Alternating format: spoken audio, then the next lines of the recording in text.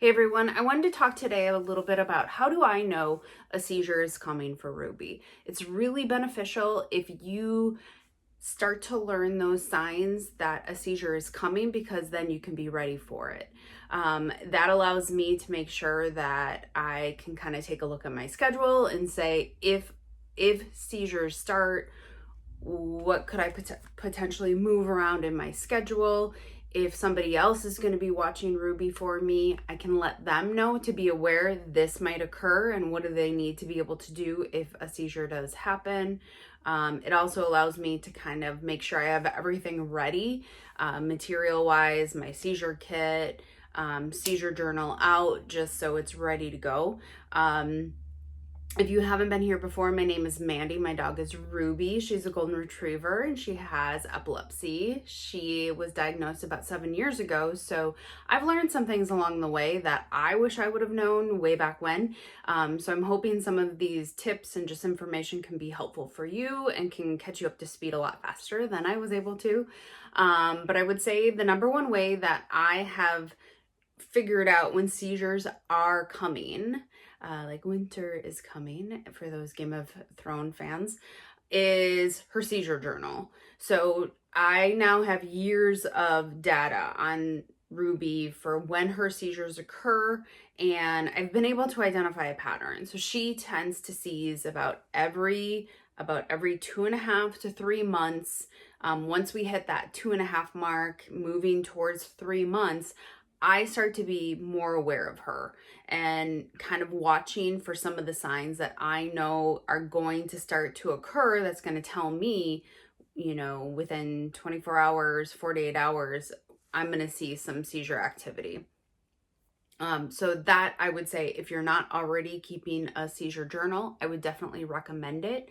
Just basic information, date of seizure, time it happens, how long it occurs for, and then if there's any other information that might be helpful. So if there's something unusual that happened that might have triggered it, it's beneficial to kind of put that information down. I'll add other things like, was she sleeping, or those types of things. So seizure journal has been helpful for me to now predict when and kind of be ready then. Ruby will most likely, all of a sudden, I will smell the anal gland smell. This, I would say, happens 90% of the time in that preoctal, I think I'm saying that correctly, the aura phase, the phase before the seizure is going to actually occur. So that anal gland smell, everyone who owns a dog knows that smell. It's very distinct and not very pleasant. And that is pretty much the only time that I smell it with her. So if you have a dog who maybe has problems with anal glands and that smell is occurring often, that's not going to be a sign for you, but that's one of the signs. Ruby doesn't have issues with it, but I do notice that smell before seizures are coming. A newer behavior that she now does. So this is something that it's helpful that the journal helped me kind of realize as I was jotting down information over the last year, is all of a sudden there's a new behavior that within a day or two before a seizure will occur, Ruby will, from just laying down relaxing to full sleeping, she'll just get up and start running. Randomly just start running with no purpose. There's nothing that triggered her to start running. She'll just run, and it's almost like she's kind of confused, but she needs to run. Her body needs to run. So that's something that I've observed that is happening. That's a newer behavior, but it is for me a clear indicator that within a day or two, I'm going to see a seizure. She becomes extra clingy. So for other golden retriever owners, golden retrievers tend to be very clingy already. I call her my Velcro dog, but gets ramped up even to a whole nother level where she's just always there. She's always kind of looking at me like she needs something, but there's nothing that she needs. All needs have been met. We've been doing our regular schedule, but no matter what, she's just kind of like looking to me to like I need to do something for her. She needs something from me. And it's actually almost like a sense that I get from myself. Like I start to get almost like a little annoyed, like a little irritated because I'm trying to get other things done, working around the house, and she's just kind of there wanting something. And that's when I remember like, oh, okay, like some of these things are now happening, and that is one of the things where she does get extra clingy to me. So I just kind of take note of that, like, okay, you know, some activity is probably going to be happening. And with that clinginess, there's a sense of almost restlessness. Like she just sometimes can't just seem to just relax and chill out like she normally does. She's a very chill dog. But during that preictal phase, she definitely is a little bit more restless, can't seem to just be totally comfortable. And then not every time, but sometimes I notice along with some of those other behaviors that she appears like she's super hungry. Like she just seems to want more and is kind of asking for more, which is not normal for her. I mean, she loves to eat, but she just has this sense where she's like bugging me to get more food. And I will sometimes give her a little more. Just I always assume it's just like us as people, where there's just times in our lives where whatever's going on, whatever our body is doing, we just need extra food.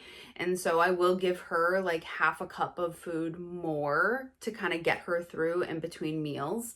Or I try to do something else like frozen green beans, or you know, if you know what a lick pad is, you know, put some peanut butter or one of the meat baby food options, beef, chicken, turkey, and put that on the lick pad. And that at least will, like, that helps me with a couple different things. So if she's feeling extra hungry, that keeps her feeling like she got some more without giving her too much.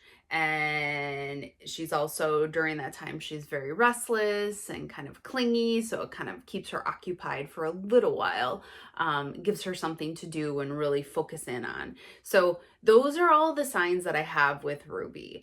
There are definitely other things that can be occurring prior to a seizure coming that you can pick up on for your dog.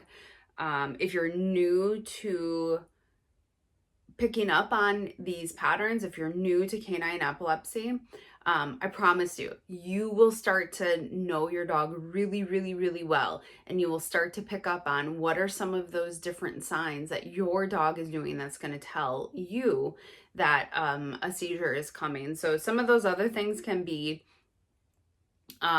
your dog can be very nervous, shaking, they may hide away. You may notice more whining.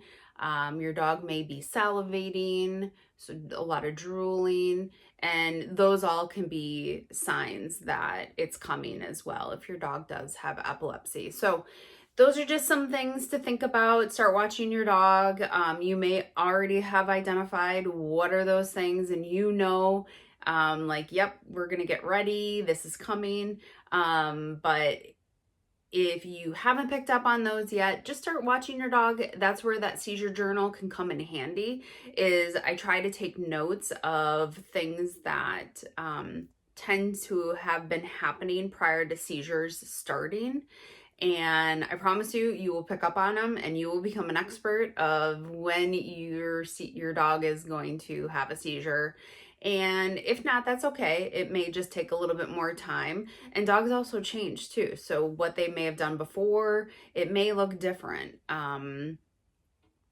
over time as well. Definitely Ruby's signs have changed, but I just keep watching and observing her, and I pick up on those things, and it helps me be prepared. So I hope those were helpful. If you want to share some of the things, some of the behaviors or observations you've had of what you see your dog do prior to a seizure, to help others, I help identify for their own dog, please share them in the comments, and I hope you have a wonderful day. And thanks for learning with me as I continue to learn with Ruby.